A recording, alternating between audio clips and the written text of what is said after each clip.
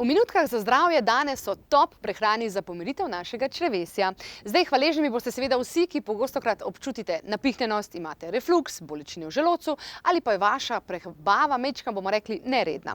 V tem primeru črevesje potrebuje pomoč, vi pa tudi. Zdaj kot prvo bi bilo dobro odstraniti določena živila, in sicer jajca, mleko in gluten, kot drugo pa v telo vnesti hrano, ki jo črevesje obožuje. To pa je ušesa na pašo. Zeljna voda ali zelnica, ja, tega pozimi, kot veste, ne manjka, ne? Se pravi, pite vodo, v kateri se je kuhalo zelje, ker vam bo to zelo verjetno zelo pomagalo pri razstrupljanju telesa oziroma pri ponovni vzpostavitvi ravnovesja v prebavilih. Fora je v bistvu v fermentaciji, ne? Kot večina drugih fermentiranih živil, tudi kislo zelje pospešuje čiščenje prebavil in izboljšuje našo presnovo, zaradi česar se izboljša naša črevesna flora, posledično pa se določena hranila tudi lažje absorbirajo v črevesju. Zaradi visoke vsebnosti fitokemikalij je lahko zeljna voda zelo koristna naravna pomoč tudi za tiste, ki se spopadajo z želodčnimi razjedami. Študija iz leta 1949 Garnet Cheney MD je pokazala, da 42-dnevno pitje zeljne vode sanira nastale čire na želodcu. Kot bonus pa s pitjem zelnice krepite tudi vaš imunski sistem, kar pa že skozi ponavljamo, da je to najbolj pomembno. Ja, črevesje in imunski sistem gresta torej z roko v roki. Druga stvar. Česen. Česen, ja. Zdaj, zadah bo sicer majčkeno bolj slab, ne, tega ne bomo zdaj skrivali, bo pa zato želodec delal kot podmazan. Česen namreč spodbuja delovanje želodca, črevesja in žolča, hkrati pa uravnava delovanje črevesne flore, saj zavira tudi hitro razmnoževanje neželenih bakterij.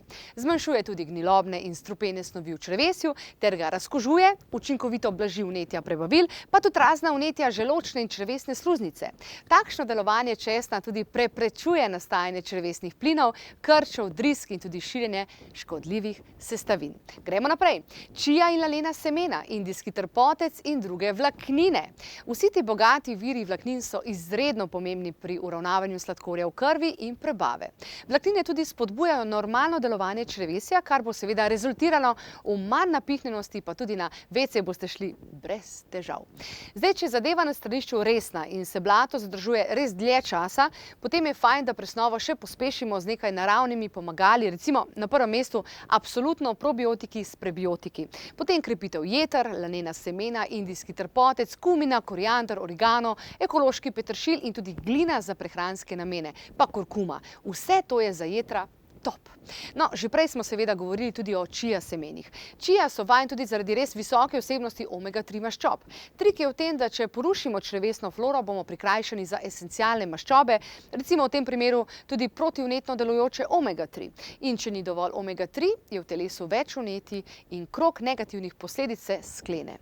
Znanstveniki tudi ugotavljajo, da imajo ljudje z večjim vnosom omega-3 maščobnih kislin bolj raznoliko mikrobioto.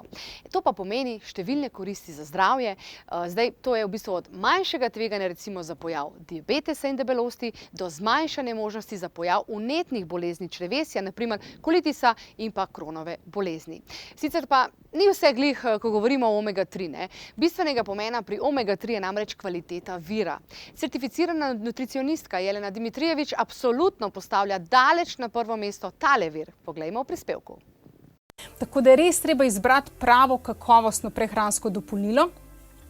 Vedno priporočam olje iz alg, zaradi tega, ker je varno, ker ni onesnaženo s težkimi kovinami in ker na tak način tudi ščitimo in živali in naravo in ni treba nobenemu trpeti, a ne.